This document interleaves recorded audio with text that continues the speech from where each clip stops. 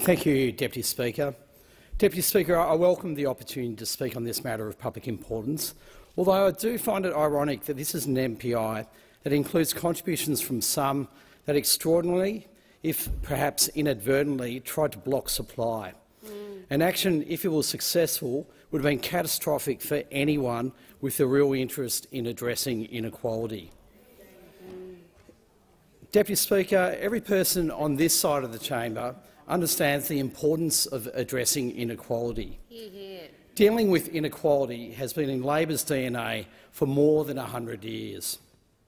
Every member of the government cares about workers and their plight as they try and balance the books at home.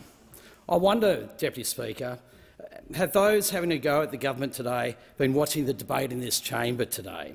We are literally moving a bill designed to deliver secure jobs and better pay, a bill that some in this chamber want to unconscionably delay, a bill that aims to provide more job security, help close the gender pay gap, modernise the workplace bargaining system and get wages moving. Deputy Speaker, these are all measures that address cost of living and rising inequality. Under the previous government, wages were deliberately kept low and insecure work was encouraged. Labor is taking the opposite approach because we want to help workers get ahead. The Albanese Labor government wants a strong economy that delivers for all Australians. We want to see more workers in good jobs, jobs with security, fair pay and proper protections. We want workers to have a pathway to a better life and businesses to thrive. But in terms of immediate action, Deputy Speaker, you couldn't have been more immediate than the action that was taken to argue for a minimum wage increase in line with inflation. And this comes, Deputy Speaker, after 9 years of silence from those opposite during similar wage cases. The minimum wage case is critically important because, in particular, low-paid workers experience the worst impacts of inflation and have the least capacity to draw on savings.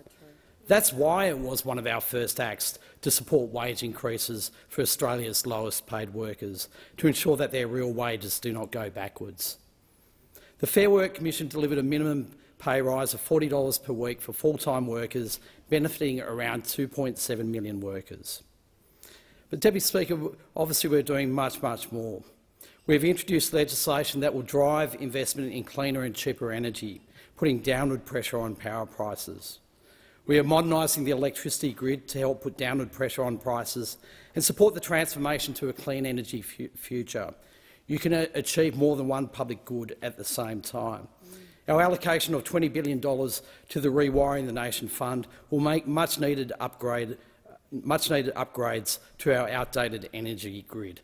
New investment in renewables, generation and storage capacity will reduce Australians' exposure to international energy prices. We know what's happened over the course of this year. It will create construction jobs in regional Australia and fast-track growth in sectors such as green hydrogen and battery production. And, Deputy Speaker, we are making early childhood education and care more affordable. This is the central part of our budget.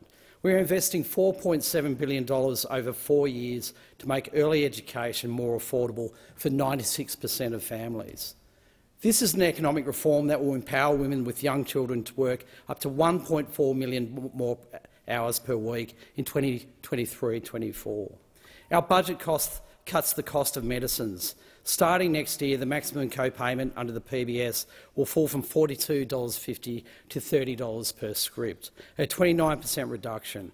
Each year that will save 3.6 million Australians more than $190 million in out-of-pocket costs. Deputy Speaker, the number of pharmacists who have told me what a difference they have seen in terms of their client base and knowing what medicines too many Australians have gone without because of the cost of those medicines.